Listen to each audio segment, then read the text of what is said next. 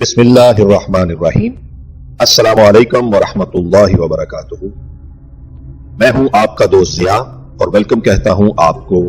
دوستو، ہمارے چینل پر نئے آنے والے دوستوں سے ریکویسٹ ہے کہ چینل کو سبسکرائب کر لیں، بیل آئیکن دبا دیں تاکہ آپ کو ہماری آنے والی ویڈیو پر وقت مل سکیں۔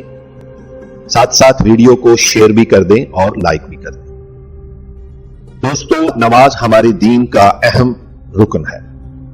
ہم کبھی سوچتے ہیں کہ کبھی کبھی نماز میں ہمارا دل لگتا ہے اور کبھی نہیں لگتا، کبھی ذہن میں سکون ہوتا ہے اور کبھی انتشار ہوتا ہے، کبھی ذہن میں وسوسوں کا ہجوم ہوتا ہے اور کبھی پریشانیاں ہم پر حملہ آور ہوتی ہیں۔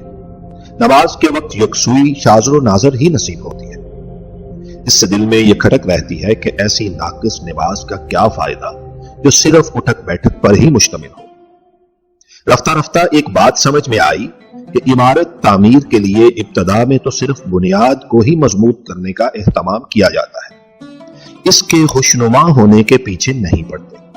اس میں روڑے پتھر وغیرہ بھر دیے جاتے ہیں اور بعد میں اس پر عالیشان محل اور بنگلے تعمیر کیے جاتے ہیں۔ اسی طرح ناقص عمل کی مثال بھی کامل عمل کی بنیاد کے مترادف ہے۔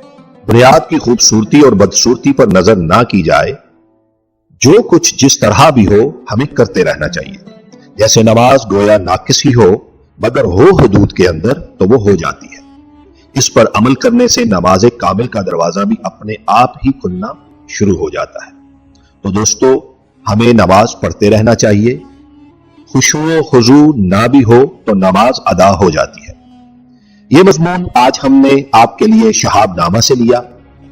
دوستو، اگر آپ کو ہماری ویڈیو پسند آئی ہے تو چینل کو سبسکرائب کر لیں، ہماری ویڈیو کو زیادہ سے زیادہ شیئر کریں۔ ہم آپ کو ملیں گے نیکسٹ ویڈیو کے ساتھ۔ ہمیں اپنی دعاؤں میں یاد رکھیے گا۔